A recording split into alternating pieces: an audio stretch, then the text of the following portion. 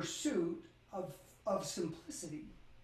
There's a book I love recently out called Essentialism by Gregory McEwen, and it's called Essentialism, the Disciplined Pursuit of Less. And what he finds is that happiness and success are both outcomes of reducing our lives down to the very, very, very bare essentials.